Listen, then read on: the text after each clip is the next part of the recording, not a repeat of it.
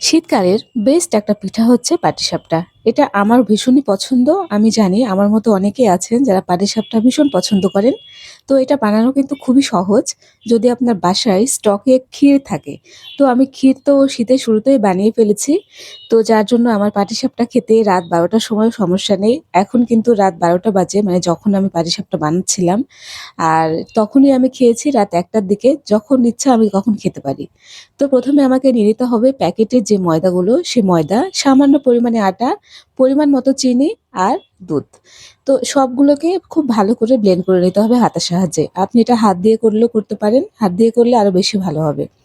তো ভালো করে আমি একটু হাতা দিয়ে ব্লেন্ড করে নিচ্ছিলাম আর একটু করে ঢেলে দিচ্ছিলাম। আর একবারে দিয়ে দিলে দেখা যাচ্ছে পরিমাণটা অনেক সময় ভুল হয়। তো আমি সামান্য পরিমাণে ঢালছিলাম আর হাতা দিয়ে নেড়ে-চেড়ে সবকিছু ঠিকঠাক করে নিচ্ছিলাম। তো এই তো আমার ডোটা কিন্তু কমপ্লিট হয়ে গেছে। ডো বা যাই যেটাই বলুক, এটার নাম আমি জানি না সেরকম।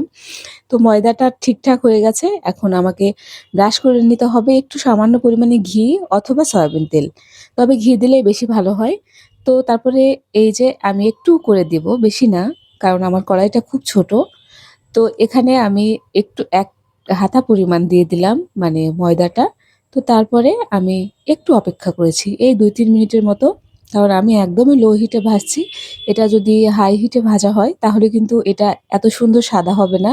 এটা অনেকটা মানে পুড়ে যাবে, লাল হয়ে যাবে যেহেতু দুধ, চিনি আছে।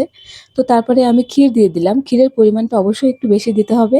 কারণ এটা তো লম্বা মানে পিঠাটা, পাটিসাপটা, যার কারণে যদি মাঝখানে একটু দিয়ে রাখা হয় তাহলে খেতে খুব একটা ভালো লাগবে না। আর এই তো তারপরে উল্টে পাল্টে আমি নামিয়ে নিলাম। এটা খেতে ভীষণ মজা হয়েছিল। যারা বানাতে পারেন না কিংবা এখনো খাননি তারা অবশ্যই বানিয়ে ফেলুন।